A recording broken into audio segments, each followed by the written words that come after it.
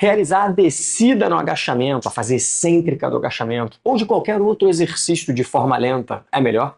O que será que a literatura mostra pra gente? Será que você deve fazer essa fase de forma mais devagar ou de forma mais rápida para ter mais resultado? É sobre isso que a gente vai falar no vídeo de hoje.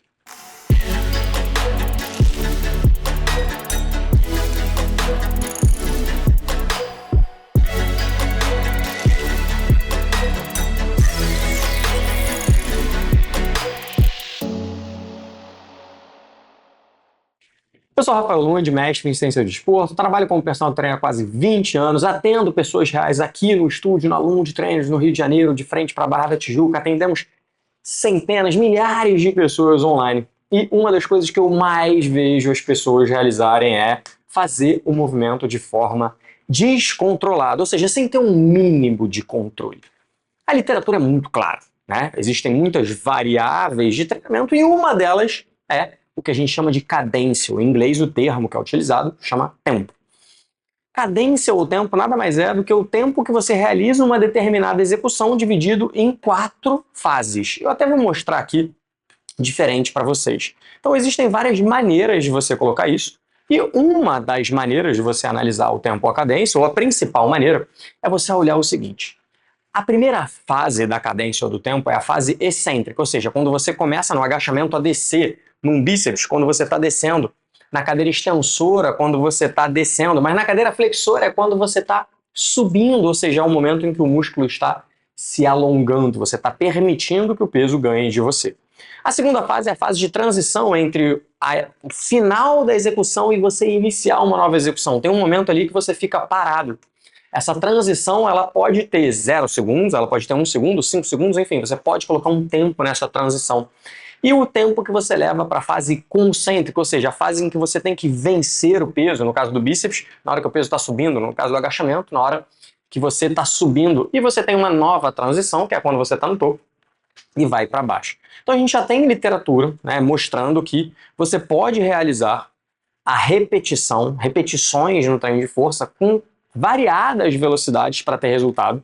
E eu sempre peço, toda vez que os alunos do Lund Online me mandam vídeos, toda vez que a gente está corrigindo pessoas presencialmente aqui, uma das coisas que eu mais falo é, cara, calma, controla, faz devagar, sente o movimento. Por quê? Porque eu vejo que a maior parte das pessoas, talvez no mundo que a gente vive hoje, com uma série de preocupações, chegam lá, querem fazer o treino de qualquer jeito, sem se preocupar com a execução. E executar os exercícios de forma adequada é fundamental, especialmente quando você está começando e precisa entender melhor o exercício. E para poder abordar melhor esse assunto, eu vou usar como base um estudo. Esse estudo aqui, que foi publicado esse ano, 2025, em que ele avaliou exatamente a cadência realizada no agachamento e como isso influencia a resposta de força e hipertrofia. Esse estudo aqui que está embaixo, né, dessa imagem, o que ele fez?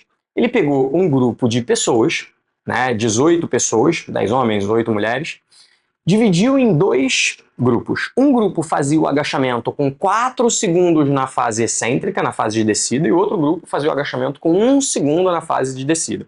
Os 2 grupos subiam em 1 segundo. Ele avaliou hipertrofia por ultrassom, ele avaliou força muscular, ele avaliou capacidade contrátil do músculo, mas eu vou focar principalmente nos 2 primeiros, que são os que eu acho que mais interessam pra gente, beleza? Então, basicamente o programa de treinamento é realizar 3 a 4 séries, foi progredindo, de 60% a 70% também foi progredindo na carga, de uma repetição máxima. O que significa isso? Eles pegaram todos os jeitos, avaliaram quanto eles conseguiam fazer uma repetição e colocavam 60% a 70% desse valor para a pessoa ir até o limite dela. Geralmente dá para fazer 12, 15 repetições para um agachamento com esse percentual de carga. E foi isso que eles fizeram. Os sujeitos treinaram 2 vezes na semana, ao longo de 7 semanas, e depois desse período foi avaliado como que eles estavam em relação à hipertrofia e força. De maneira geral, beleza? Para a força, descer de forma lenta foi melhor e para a hipertrofia não houve diferença estatística entre os grupos. Quando a gente vai analisar cada músculo de forma isolada, parece que o vasto lateral sofreu uma influência positiva de realizar o movimento de forma lenta, mas a hipertrofia geral foi muito similar. Então realizar de forma lenta favoreceu o vasto lateral, mas a hipertrofia foi similar em todos eles. Por que que eu acho legal isso e o que que eu gostei desse estudo? Cara, a gente poderia sugerir que, não, fazer de forma lenta eu vou fazer menos repetição, porque é isso que acontece. O grupo que treinou de forma lenta fez menos repetição do que o grupo que treinou de forma rápida.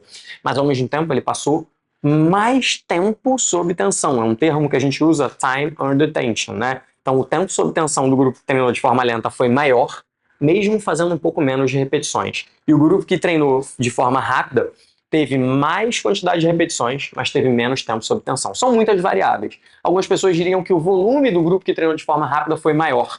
Eu discordo. Eu discordo por quê? Porque nesse caso o volume ele tem que ser trabalho realizado, e realizar mais devagar significa realizar mais trabalho sim. Então essa conta é muito mais complexa do que normalmente as pessoas ensinam, que é séries, repetições e carga, né? Multiplica séries, repetições e carga. Porque dependendo da velocidade que você faça, da cadência que você faça, isso pode alterar significativamente. E foi o que aconteceu nesse estudo. Então eu não gosto de usar o termo volume nesse caso, né? Volume load, porque ele tem suas limitações, como qualquer outra coisa, mas é como muitas vezes as pessoas medem. Então o fato é, né, qual é o grande lance que eu queria trazer aqui para vocês? Especialmente para quem está começando, controlar o movimento é muito importante, especialmente essa fase excêntrica. É uma fase que exige mais da gente, em que normalmente a gente até suportaria mais cargas, fazer mais repetições, a gente tem mais força na fase excêntrica.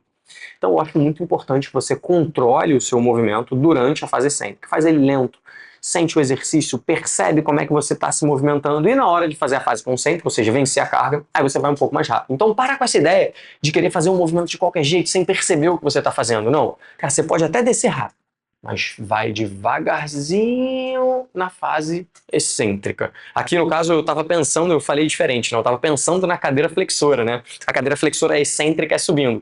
A cadeira extensora é excêntrica, é descendo. No agachamento, o excêntrico é descendo. Então, cada exercício, o excêntrico vai ser de um jeito. É porque eu gosto muito de fazer isso na flexora. Mas, enfim, teoricamente você pode e deve fazer isso em todos os exercícios. E quando você quiser usar uma excêntrica mais rápida por algum motivo, ou quando você não quiser priorizar a excêntrica, ou quando você quiser priorizar a carga, porque obviamente isso vai acontecer. Quando você faz a excêntrica mais lenta, talvez você faça menos repetições com a mesma carga. Então, dependendo de qual for o seu objetivo, não tem nenhum problema você fazer a excêntrica mais rápida também, 2 segundos, 1 segundo que seja.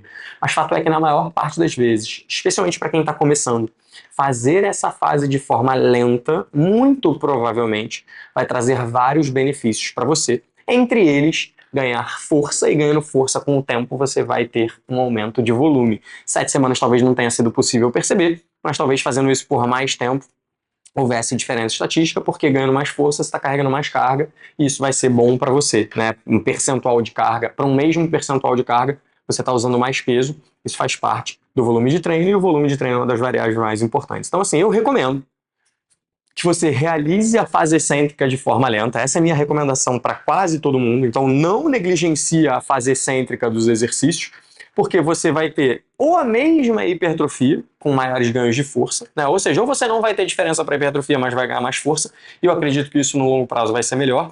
Ou de qualquer forma, você sempre vai ter o benefício de ter uma percepção maior sobre o seu corpo, sentir mais ele e realizar os movimentos com melhor qualidade, sem nenhuma perda significativa mesmo, fazendo menos repetições para a mesma carga. Beleza? Então, minha recomendação é, faz a excêntrica lenta. Esse estudo mostrou pra gente que vale a pena você fazer, que não vai ter perda, se tiver, vão ter ganhos, beleza? Bom, é isso, galera. Espero que vocês tenham curtido. Esse foi um vídeo um pouco mais rápido, a ideia era ser bem simples e direto.